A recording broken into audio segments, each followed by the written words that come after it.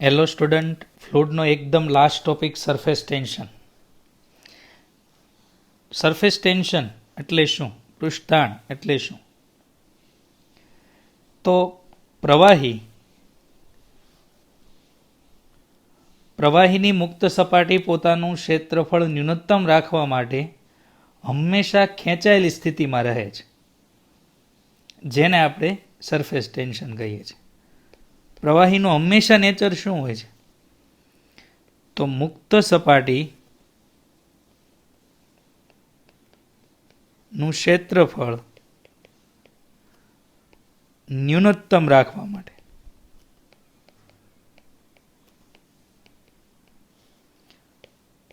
હંમેશા ખેંચાયેલ રહે છે.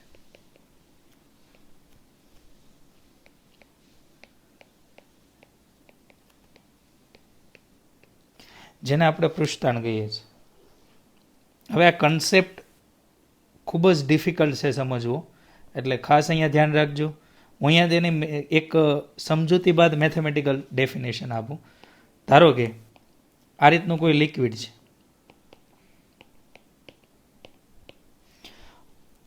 જો કોઈ બૂંદ હું પ્રવાહીના અંદરના ભાગમાં ધ્યાનમાં લઉં, જો આ બૂંદ, તો હંમેશા આ બૂંદ એની આસપાસના સ્ફિયરિકલ એટલે કે ગોળાકાર વિસ્તારમાં જેટલા અણુઓ હોય ને અણુઓને આકર્ષે, એટલે રિઝલ્ટન્ટ બળ તો 0 થઈ જાય. પણ જો હું મુક્ત સપાટીની વાત કરું ને, તો મુક્ત સપાટીમાં માત્ર અર્ધગોળો જ બને. એનો મતલબ અહીંયા રિઝલ્ટન્ટ મુક્ત સપાટીમાં રિઝલ્ટન્ટ બળ અધો દિશામાં લાગે. જો કોઈ બૂંદ છે એ પાણીનો અણુ અથવા કોઈ બૂંદ કોઈ પ્રવાહીનો અણુ પ્રવાહીની અંદર હોય ને, ત્યારે આપણે એમ કહી શકીએ કે કોઈ રિઝલ્ટન્ટ બળ ન લાગે. પરંતુ મુક્ત સપાટી પર હંમેશા રિઝલ્ટન્ટ બળ અધો દિશામાં હોય છે. આથી એની મુક્ત સપાટી છે ને એ ખેંચાયેલી સ્થિતિમાં રહે. આ ઉપરાંત આપણે એની બીજી ડેફિનેશન એવી આપી શકીએ કે પ્રવાહીની મુક્ત સપાટી પર કલ્પેલી એકમ લંબાઈની રેખાના એક બાજુના અણુઓ એ બીજી બાજુના અણુ પર રેખાને લંબ અને સપાટીને સમાંતર જે બળ લગાડે ને, એને આપણે કહીએ છીએ પૃષ્ઠતાણ. ધારો કે આ પ્રવાહીની મુક્ત સપાટી છે, તો આ મુક્ત સપાટી પર હું એકમ લંબાઈની રેખા આ રીતે ધ્યાનમાં લઈ લઉં, તો આ પ્રવાહીની મુક્ત સપાટી પર એકમ લંબાઈની રેખાના એક બાજુના અણુ હોય, બીજા બાજુના અણુઓ પર રેખાને લંબ અને સપાટીને સમાંતર જે બળ લગાડે છે ને, એને પૃષ્ઠતાણ કહેવાય. પ્રવાહીની મુક્ત સપાટી પર કલ્પેલી એકમ લંબાઈની રેખાના એક બાજુના અણુ બીજી બાજુના અણુ પર રેખાને લંબ અને સપાટીને સમાંતર જે બળ લગાડે, એને આપણે શું કહીએ છીએ? Surface tension. પ્રવાહીની મુક્ત સપાટી પર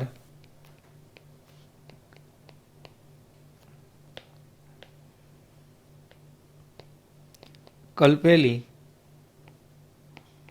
એકમ લંબાઈની રેખાના એક બાજુના અણુ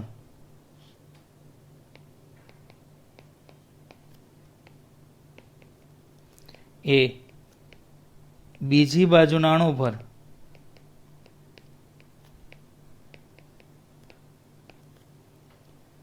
રેખાને લંબ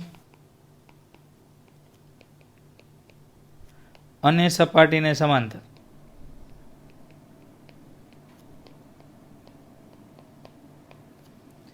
જે બળ લગાડે, એને આપણે સરફેસ ટેન્શન, એને ટી વડે અથવા એસ વડે દર્શાવાય છે.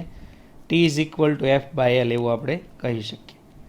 આ ઉપરાંત એના અમુક અગત્યના મુદ્દાઓ આપણે જોઈએ. પહેલું, તે અદિશ ભૌતિક રાશિ છે.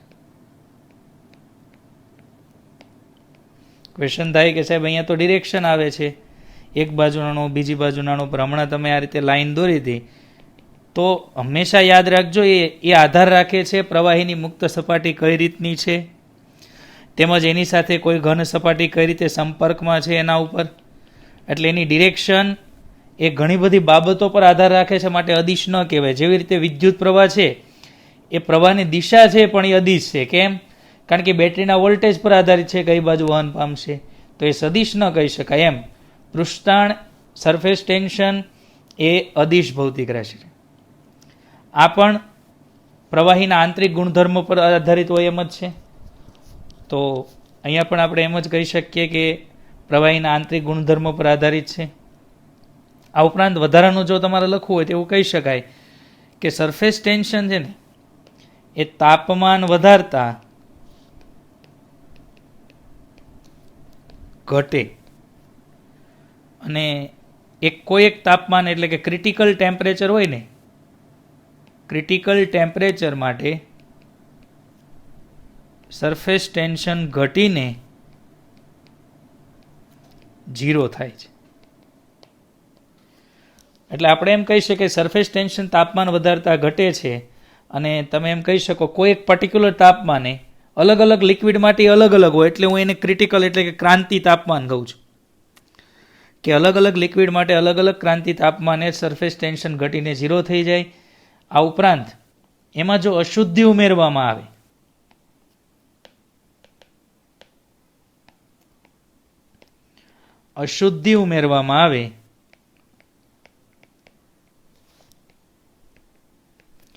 તો સરફેસ ટેન્શનમાં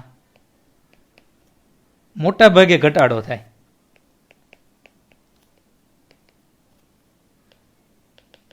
હંમેશા નથી કહેતો હું, મોટા ભાગે ઘટે.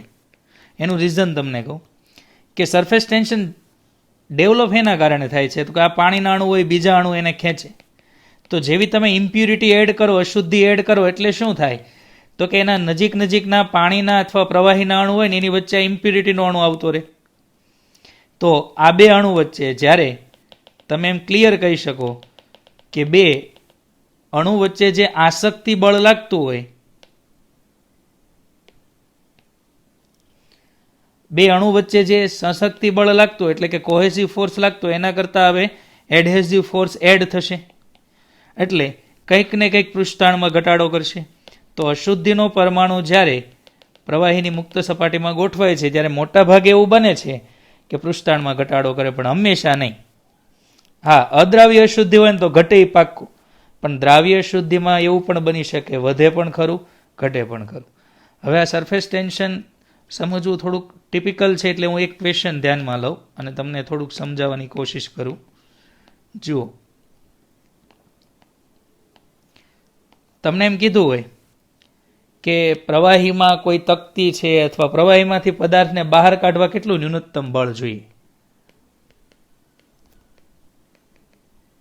પ્રવાહીની મુક્ત સપાટી પરથી અથવા પ્રવાહીમાંથી પદાર્થને બહાર કાઢવા જરૂરી ન્યૂનતમ બળ.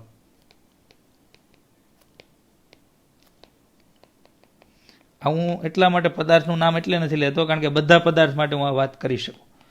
પહેલા ધારો કે વાત કરું સળિયો એટલે કે રોડ. જો હું એમ કહું કે પ્રવાહીની સપાટી પર હું કોઈ સળિયાને રાખી દઉં ને તો તમને ખ્યાલ છે જો હું સાઈડમાંથી જોઉં ને તો આ રીતે લિક્વિડ હોય ને એ આ રીતે બેન્ડ થઈ જાય, એટલે આ રીતનું આમ સરફેસ ટેન્શન લાગે આમ, અને એના વજન બળને સમતોલે. તો જો હું રોડની વાત કરું, આ એનો મેં સાઈડ વ્યૂની વાત કરી,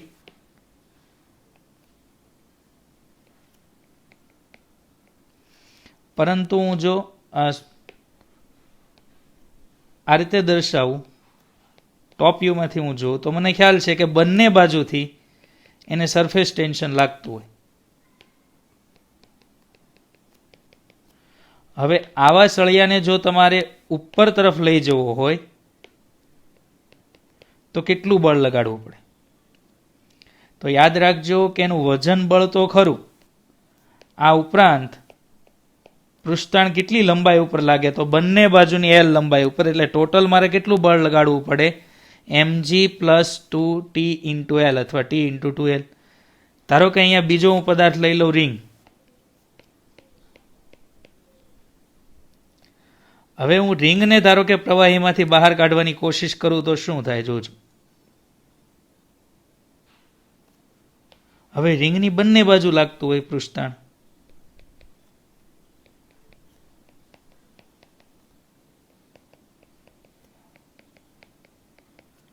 અને જો એની હું ત્રિજ્યા કહી દઉં r, તો એને ઉપર તરફ બળ F લઈ જવા બહાર કાઢવા માટે લાગતું બળ અહીંયા mg અને પૃષ્ઠતાણ તો બંને બાજુ હોય જ. તો હું F બરાબર શું લખી શકું આના માટે? F is equal two mg plus T into 2πr બંને વખત. જો આપણે આ રિંગ હોય ને તોડી નાખીએ ને તો આ રીતનો એક સળિયો જ બને, એટલે બંને બાજુથી 2πr એટલે 4πr એવું કહી શકાય, અથવા 2t ઇન્ટુ 2πr. એટલું એક્સ્ટ્રા ફોર્સ જોઈએ વજન બળ ઉપરાંત પ્રવાહીમાંથી બહાર કાઢવા માટે. એવી જ રીતે હું ધારો કે ત્રીજો કોઈ પદાર્થ લઈ લઉં, તકતી. તકતી હોય ને તો એને એક જ બાજુએથી બળ લાગે, એમ કહી શકાય એક જ મુક્ત સપાટી છે.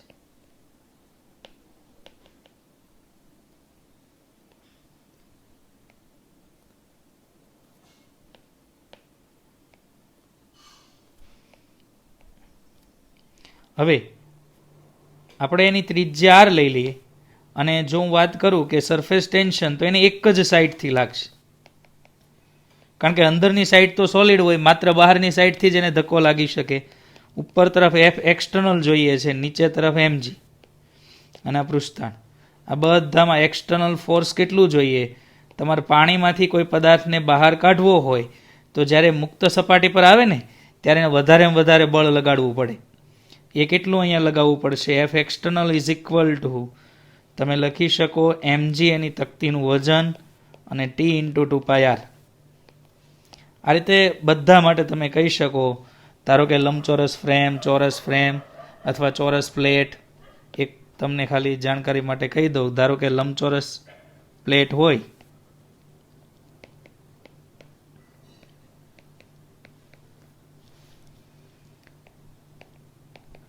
જો લંબચોરસ પ્લેટ અથવા frame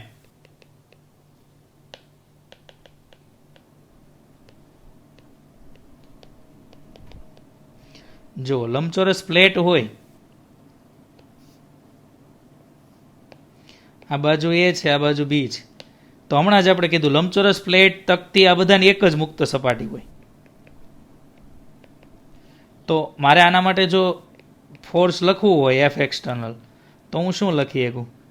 F external is equal two એનું વજન બળ પ્લસ ટી ઇન્ટુ 2 વખત A પ્લસ 2 વખત B. આ ટોટલ પરિઘ થઈ ગયું.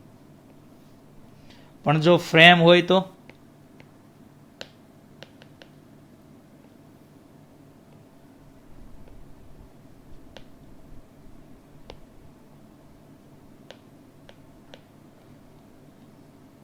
જો હું વાત કરું છું હવે ફ્રેમની, કે ફ્રેમ હોય ત્યારે શું થશે?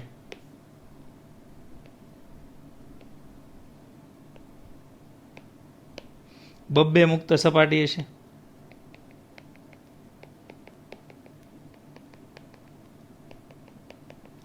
તો F એક્સટર્નલની મારે વાત કરવી હોય તો એ શું આવે?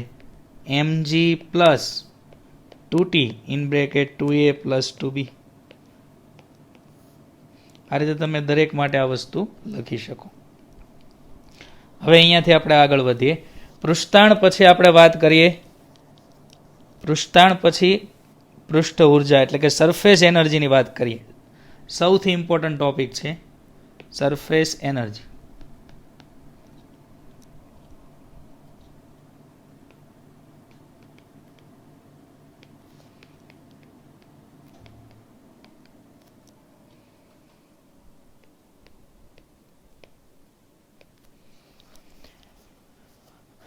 આ સમજવા માટે છે ને તમે એક વસ્તુ વિચારો કે સ્પ્રિંગ, ખેંચાયેલી સ્પ્રિંગ હોય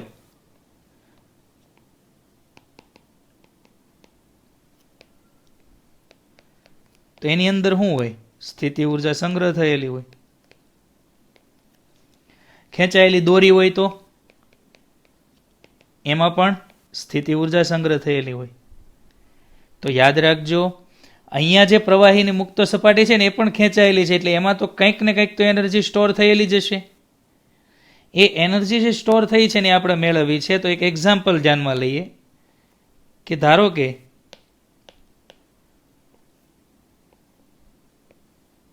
આ રીતની એક વાયર ફ્રેમ છે, એના પર આ એલ લંબાઈનો સળિયો છે. હવે અહીંયા તમે એમ કહી દો કે ભાઈ અહીંયા છે ને આ રીતની ફ્રેમ છે, ફિલ્મ ક્રિએટ થયેલી છે. હું આને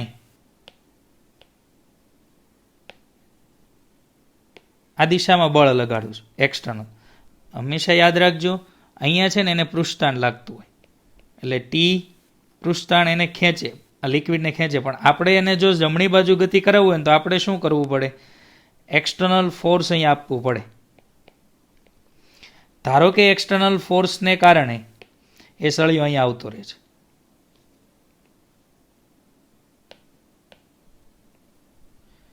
તો જે સમક્ષિતિજ દિશામાં આ જે ડિસ્પ્લેસમેન્ટ થયું ને એ હું કહી દઉં ડેલ્ટા એક્સ. હવે ડેલ્ટા એક્સ જેટલું ડિસ્પ્લેસમેન્ટ કરવામાં આવે ત્યારે એક વસ્તુ તો આપણને સમજાય કે એક્સ્ટ્રા એટલું એરિયામાં વધારો થયો. હવે એની જે મેમ્બ્રેન છે, ફિલ્મ છે, એ તો ખેંચાયેલી છે ને એના એરિયામાં તેમ વધારો કર્યો એટલે પૃષ્ઠતાણ વિરુદ્ધ કંઈક તો કાર્ય કર્યું છે. તો જે પૃષ્ઠતાણ વિરુદ્ધ કાર્ય કર્યું હોય ને એ આપણે હવે મેળવીએ. તો ડેલ્ટા એક્સ જેટલું મતલબ આ ડિસ્પ્લેસમેન્ટ કરવા માટે સરફેસ ટેન્શન વિરુદ્ધ કરવું પડતું કાર્ય જે પેલા સ્થિતિ ઉર્જા સ્વરૂપે સંગ્રહ પામે. W ઇઝ ઇક્વલ ટુ હું શું લખી શકું? ટી ઇન્ટુ એરિયા કેટલો છે? L into delta x. પણ કેટલો? 2 વખત. કારણ કે હંમેશા યાદ રાખજો પ્રવાહીની મુક્ત સપાટીની વાત કરું ને તો એક અહીંયા અને એક નીચે એમ બંને બાજુ એને ફોર્સ લાગતું હોય એટલે મેમ્બ્રેનની બંને બાજુનો ટોટલ એરિયા કેટલો વધારો થયો કહેવાય? 2 into L into delta x જેટલો વધારો થયો કહેવાય. હવે આ હું જે વધારો થયો ને એરિયાને હું કહી દઉં ડેલ્ટા એ. તો આપણે અહીંયા એવું લખી શકીએ કે W અપોન ડેલ્ટા એ એને કહેવાય ડેલ્ટા યુ.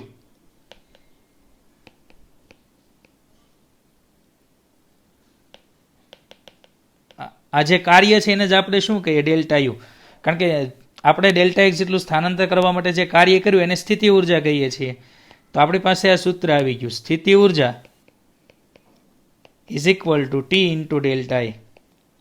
અને આના ઉપરથી આપણે ડેફિનેશન એ કહી શકીએ એકમ ક્ષેત્રફળ દીઠ પ્રવાહીની મુક્ત સપાટી પર રહેલી ઉર્જાને પ્રવાહીનું પૃષ્ઠતાણ કહે છે એમ પણ કહી શકીએ.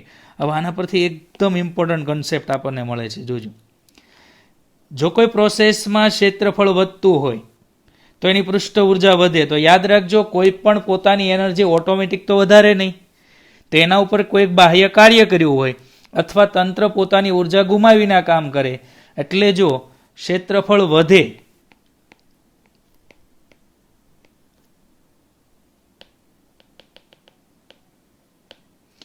એ વધે તો યુ વધે. માટે તંત્ર પર કાર્ય કરવામાં આવે અથવા શોર્ટમાં હું એમ લખી દઉં કે સ્થિતિ ઉર્જામાં વધારો થયો એનો મતલબ એવો થાય કે કાં તો તંત્રએ ઉર્જા મેળવી છે અને જો એણે ઉર્જા નહીં મેળવી હોય તો આપણે એવું કહી શકીએ કે તંત્ર પોતાની આંતરિક ઉર્જા ગુમાવીને આ કામ કરે એટલે તાપમાન ઘટે. જો કોઈ પ્રોસેસમાં ઓટોમેટિકલી એરિયા વધે છે તો તંત્રએ બહારથી હીટ મેળવેલી હોય તો આ કાર્ય થાય, કારણ કે પૃષ્ઠતાણ વિરુદ્ધ કાર્ય કરવું પડે ક્ષેત્રફળ વધારવા માટે.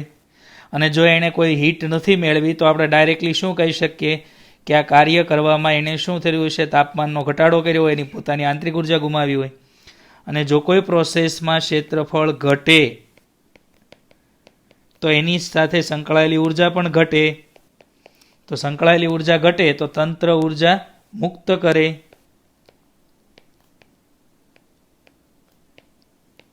અને જો તંત્રએ ઉર્જા મુક્ત નથી કરી એનો મતલબ તંત્રએ પોતાની પાસે ઉર્જા રાખી એટલે પોતાનું તાપમાન વધારે.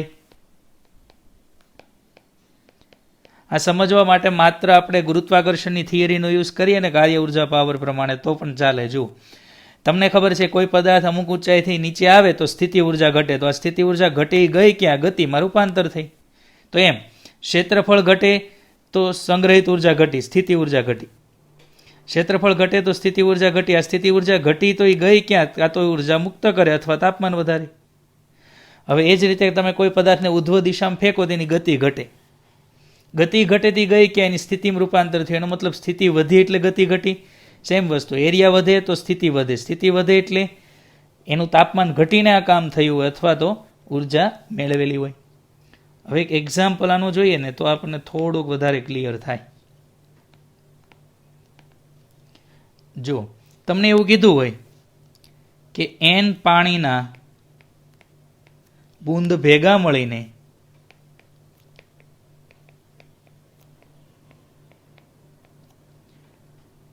એક બૂંદ બનાવે,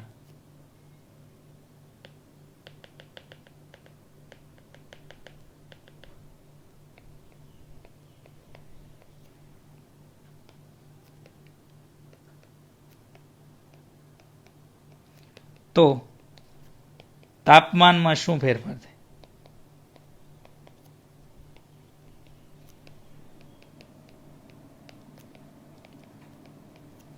એકદમ ઇમ્પોર્ટન્ટ ક્વેશ્ચન છે જીની ક્રાઇટેરિયા પ્રમાણે. આમાંથી બહુ બધા પ્રશ્ન થઈ શકે. આનાથી ઉલટો પ્રશ્ન કે એક બૂંદમાંથી n બૂંદ બને એ હું તમને આપવાનો છું, એટલે અહીંયા ખાસ ધ્યાન રાખો. આપણે શું કરશું, ધારો કે ઘણા બધા બૂંદ ભેગા મળે અને એક બૂંદ બનાવે છે. આવો જ એક્ઝામ્પલ આપણે ટર્મિનલ વેલોસિટીમાં જોયો હતો. ત્યારે માત્ર એવું જ જોયું હતું કે ત્રિજ્યા n⁻1/3 થાય માટે એનો અંતિમ વેગ n⁻2/3 થશે.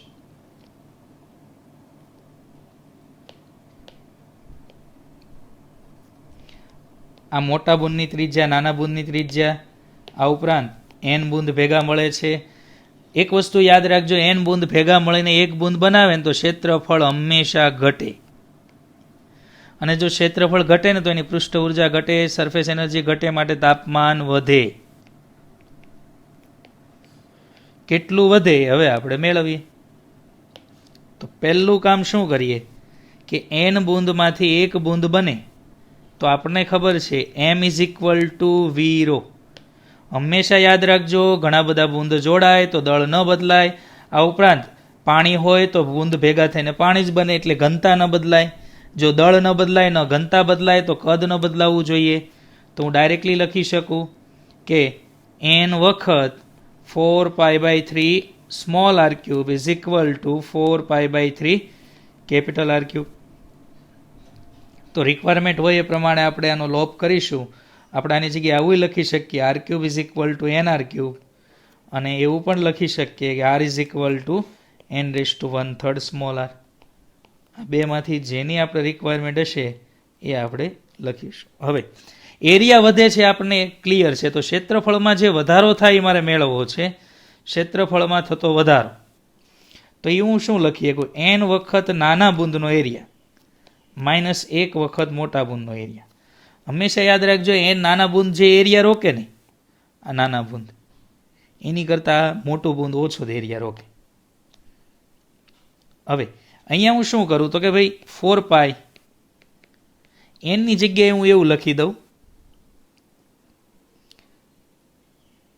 n ની જગ્યાએ હું છે ને r³ 4π કોમન કાઢ્યા બાદ n ની જગ્યાએ હું લખી દઉં કેપિટલ R³ / સ્મોલ r³. હવે એક r² ઉડી જાય એટલે વધે હું ખાલી સ્મોલ r. તો હવે હું અહીંથી n ની કિંમત મેં અહીંયા પ્લેસ કરી છે, તમે ધ્યાન રાખજો. n એટલે શું થાય, કેપિટલ R³ / સ્મોલ r³. તો અહીંયા હું લખું કેપિટલ R³ / સ્મોલ r³, તો એક r² ઉડી જાય એટલે છેદમાં r વધે. હવે હું 4π કેપિટલ R³ કોમન કાઢું તો શું આવે, 1/સ્મોલ r - 1/કેપિટલ R.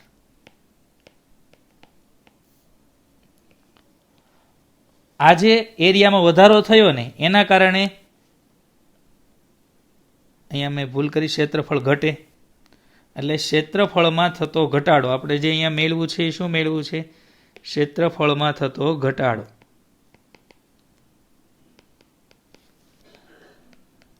અને આપણને ખબર છે ઘટાડો થાય છે એટલે જ પ્રારંભિક માઇનસ અંતિમ કર્યું, નહીં તો ઋણ આવત ફેરફાર. આપણે ઋણની કોઈ રિક્વાયરમેન્ટ નથી, કારણ કે આપણે જાણીએ છીએ કે ક્ષેત્રફળ ઘટે એટલે તાપમાન વધે. હવે હું એમ કહી શકું કે અહીંયા જે ક્ષેત્રફળ ઘટ્યું એટલે પૃષ્ઠાંત વડે કાર્ય થયું ને એ તાપમાનમાં રૂપાંતર થાય. તો આપણે એમ કહી શકીએ delta Q is equal to T into delta એ.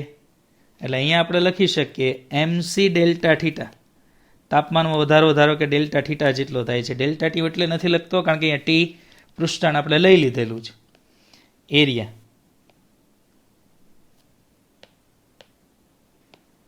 હું કિંમત મૂકો ને. એક વસ્તુ યાદ રાખજો, ટી છે ને એનો એકમ ન્યૂટન પર મીટર, આનો એકમ મીટર સ્ક્વેર. અહીંયા એકમ આવે દળનો કિલોગ્રામ, સીનો એકમ શું આવે કેલેરી પર ગ્રામ પર ડિગ્રી સેલ્સિયસ. માટે મારે અહીંયા શું મૂકવું પડશે? એક જૂલ અચળાંક જે. એનો મતલબ નથિંગ 4.2 થશે. કેમ? કારણ કે કેલરીને જૂલમાં ફેરવવા માટે ત્યાં મેં મૂક્યું છે. હવે જે ઇન્ટુ રો ઇન્ટુ 4π/3. હવે વોલ્યુમ હું એક બૂંદનું લખું કે એન નાના બૂંદનું લખું હાલે, એમાં કોઈ ફરક ન પડે. T into 4πr², 1/r minus 1/R. હવે આપણે અહીંયા શું કરીએ? બંને બાજુથી 4π કેન્સલ કરીએ. આ 4π કેન્સલ થાય, 3 ઉપર ગુણાકારમાં જશે. આ ઉપરાંત r² કેન્સલ થશે. તો શું આવશે જોજો? Delta theta is equal to 3t/j rho c 1/r minus 1/R. હવે એક વસ્તુ યાદ રાખજો, બૂંદની હું જ્યારે વાત કરું ત્યારે હું CGSમાં વાત કરું, અને બૂંદ સ્વરૂપે અહીંયા પાણી છે. તો પાણી માટે CGSમાં રો બરાબર 1 અને વિશિષ્ટ ઉષ્મા તો આપણને ખબર જ છે કેટલી હોય, 1 કેલરી પર ગ્રામ પર ડિગ્રી સેલ્સિયસ. અને કેલરીને જૂલમાં ફેરવવા માટેની જે તો આપણે લખી દીધો છે, એટલે રો અને સીની જગ્યાએ 1 મૂકી શકાય. રીઝન ખ્યાલ આવી ગયો? કારણ કે બૂંદ કોઈ દે મીટરમાં કે કિલોમીટરમાં તો ન હોય, બૂંદ હંમેશા CGS એકમમાં જ હોય, એટલે અહીંયા બધું મારે CGSમાં જ લેવાનું હોય. તો delta theta is equal to 3t/j 1/r minus 1/R. એટલો તાપમાનમાં વધારો થાય.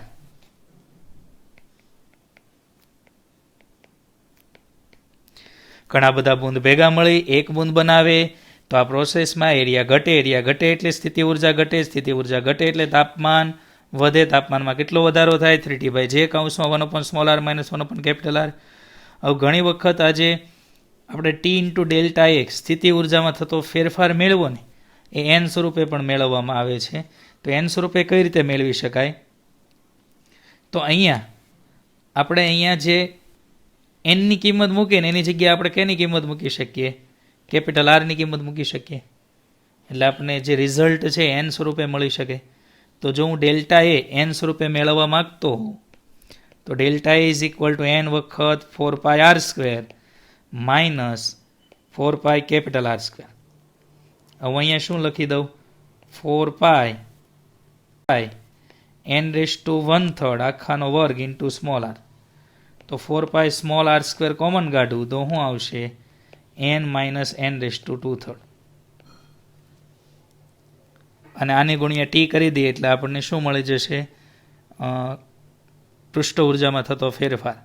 આ ઉપરાંત કેપિટલ આર સ્વરૂપે લખવું હોય તો અહીંયા આપણે સ્મોલ આરની વેલ્યુ મૂકીશું એટલે આપણને કેપિટલ આર સ્વરૂપે આન્સર મળશે. એટલે ઘણા બધા ફોર્મમાં ક્વેશ્ચન આવે છે. આનાથી ઊંધું જે રિઝલ્ટન્ટ છે ને હું ખાલી તમને અહીંયા વાત કરી દઉં કે એક બૂંદમાંથી n બૂંદ બને ત્યારે શું?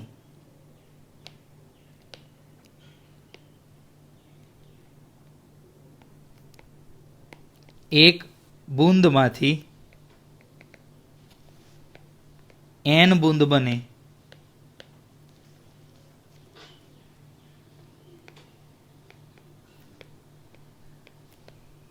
ત્યારે જો એક બૂંદમાંથી n બૂંદ બને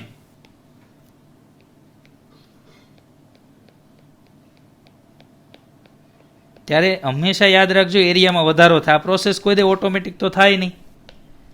તો અહીંયા તાપમાન ઘટ્યું હોય,